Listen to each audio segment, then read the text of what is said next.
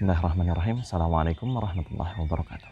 Alhamdulillah rabbil alamin, wassalatu wassalamu ala asyrafil anbiya'i wal mursalin wa ala alihi wa sahbihi wa man sara ala nahjihi wastanna bi sunnatihi ila yaumiddin, amma ba'd.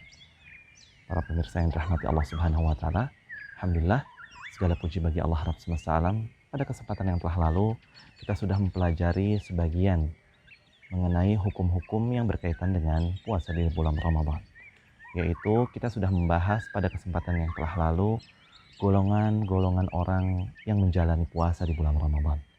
Alhamdulillah kita sudah menyebutkan 5 golongan orang-orang yang berpuasa di bulan Ramadan. Insya Allah pada kesempatan kali ini kita akan membahas golongan-golongan yang berikutnya mengenai orang-orang yang berpuasa di bulan Ramadan. Setelah yang kelima kemarin kita sebutkan, maka kali ini kita akan membahas golongan orang keenam yang berkaitan dengan puasa di bulan Ramadan. Yang keenam adalah orang yang tidak mampu untuk berpuasa. Baik itu karena dia sudah sepuh, sudah tua, ataupun dia sedang sakit. Sakitnya ini yang tidak diharapkan lagi kesembuhan. Bisa dikatakan sudah divonis sulit untuk sembuh, maka dia sulit untuk mengqadha'nya di hari yang lain. Maka apa hukum fikihnya bagi orang yang seperti ini? Yaitu bagi orang yang sudah tua atau sudah sepuh tadi, ataupun bagi orang yang sakit yang tidak diharapkan lagi kesembuhannya.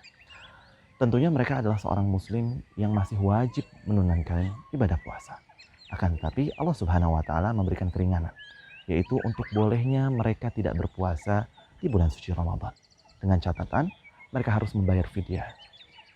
Berapa banyak fidyahnya? Para ulama menyebutkan fidyahnya sebesar 1 sa' atau 4 mud.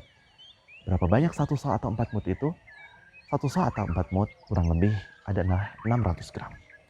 Berarti setiap harinya orang yang sakit, yang tidak diharapkan kesembuhannya, ataupun orang yang tua tadi, maka dia membayar kafarah ataupun fidyah. Maka orang yang sakit, yang tidak diharapkan lagi kesembuhannya, ataupun orang yang sudah tua, ketika meninggalkan puasa, dia membayar kafarah ataupun fidyah, yaitu makanan pokoknya. Kita di Indonesia misalkan kita membayar dengan beras yang biasa dimakan dengan berat kurang lebih 600 gram untuk perharinya. Maka ketika misalkan 1 bulan penuh, tentunya 600 gram dikali 30 hari atau dikali 29 hari. Itu yang harus dibayarkan kepada orang-orang yang berhak untuk mendapatkannya, fakir miskin dan yang lainnya. Kemudian berikutnya yang ketujuh, yaitu seorang musafir. Seorang musafir yang mana dia safar, maksud dari safarnya adalah memang dia ada keperluan. Bukan karena safarnya dia mencari-cari alasan agar dia bisa berbuka di siang hari di bulan Ramadan. Misalkan ada orang Jakarta, kemudian dia pergi ke Bandung tanpa ada alasan, tanpa ada keperluan. Tujuannya apa dia pergi ke Bandung? Tujuannya dia pergi ke Bandung agar dia bisa dikatakan sebagai seorang musafir, kemudian dia bisa meninggalkan puasa di siang hari. Dia bisa berbuka, dia bisa berhubungan badan dengan istrinya dan lain sebagainya. Tentunya ini bukan termasuk musafir yang mendapatkan uzur. Musafir yang mendapatkan uzur adalah memang musafir yang melakukan perjalanan yang disebabkan oleh adanya suatu keperluan atau kebutuhan. Dan sekarang pertanyaannya, kapan seorang itu dikatakan sebagai musafir? Ada perbedaan pendapat di kalangan ulama. Allah Ta'ala alam, di antara pendapat yang kuat adalah seorang yang menempuh jarak minimal kurang lebih 83 km. Baik itu perjalanan darat, laut, ataupun udara. Ketika seorang sudah menempuh jarak minimal 83 km, maka dia dikatakan musafir. Boleh baginya untuk meninggalkan puasa. Boleh baginya untuk berbuka. Bahkan ketika misalkan ada sepasang suami istri di tengah perjalanan, dia ingin beristirahat di rest area misalkan. Kemudian dia misalkan juga menginap di suatu hotel di siang hari bulan Ramadan, kemudian melakukan hubungan badan suami istri, pun ini termasuk yang diperbolehkan ketika memang ada kebutuhan safar dan bukan safar yang dibuat-buat. Ini termasuk yang dibolehkan sebagaimana firman Allah Subhanahu wa taala dalam surat Al-Baqarah. Allah berfirman, "Faman kana minkum maridhan aw 'ala safarin fa'iddatun min ayyamin ukhra." Kata Allah Subhanahu wa taala, maka barang siapa di antara kalian yang sakit ataupun sedang dalam perjalanan, maka silahkan diganti atau diqadha di hari yang lain. Itu yang ketujuh. Kemudian yang kedelapan adalah orang yang sakit. Para ulama membagikan kemudian yang kedelapan adalah orang yang sakit. Para ulama membagi orang yang sakit ini menjadi 3 bagian. Yang pertama yaitu orang yang sakit. Tentunya di sini adalah maksud dari sakit yang masih diharapkan kesembuhannya. Kemudian yang berikutnya yang kedelapan adalah orang yang sakit. Tentunya sakit yang dimaksud di sini adalah sakit yang masih diharapkan kesembuhannya. Para ulama membagi kategori ini menjadi 3 bagian. Bagian pertama yaitu orang yang sakit.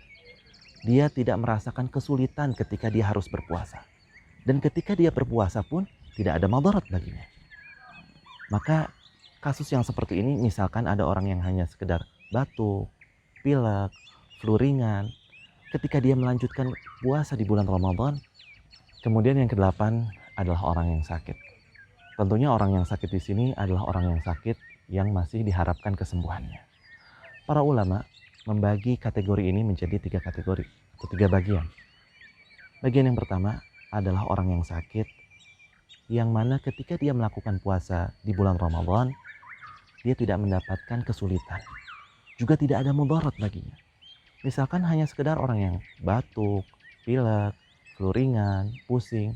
Ketika dia puasa, dia nggak merasakan ada kesulitan, nggak masalah. Maka kata para ulama, kategori orang yang sakit ringan seperti ini tetap wajib baginya berpuasa. Kenapa? Karena tadi tidak ada madarat dan tidak ada kesulitan baginya. Kemudian yang kedua adalah orang yang sakit. Ketika dia berpuasa di bulan Ramadan, dia merasakan ada kesulitan. Susah baginya untuk berpuasa. Walaupun ketika dia memaksakan puasa, misalkan, tidak ada madarat baginya. Dia tetap bisa berpuasa, tapi dia merasakan adanya kesulitan. Maka tipikal yang kedua ini, para ulama mengatakan boleh baginya untuk meninggalkan puasa di bulan Ramadan dan mengqadhanya di hari yang lain. Sebagaimana firman Allah Subhanahu wa taala dalam surat Al-Baqarah yang sudah tadi kita sebutkan. Kemudian yang terakhir, yang ketiga adalah orang yang sakit. Kemudian ketika dia berpuasa, dia merasakan adanya kesulitan. Dan juga bukan sekedar kesulitan, dia akan mendapatkan mudarat dikarenakan dia memaksakan untuk berpuasa. Kategori yang ketiga ini para ulama mengatakan haram baginya untuk berpuasa. Jadi tidak boleh dia memaksakan diri untuk berpuasa di siang hari di bulan Ramadan dan wajib baginya mengqadha puasa di hari yang lain. Itu adalah bagian-bagian atau kelompok-kelompok orang yang berkaitan dengan berpuasa di bulan Ramadan yang bisa kita jelaskan pada kesempatan kali ini. Insya Allah penjelasan yang berikutnya akan kita bahas pada pertemuan yang berikutnya. Semoga bermanfaat. Wallahu ta'ala a'lam. Wa sallallahu salam ala nabiyina Muhammad. Assalamualaikum warahmatullahi wabarakatuh.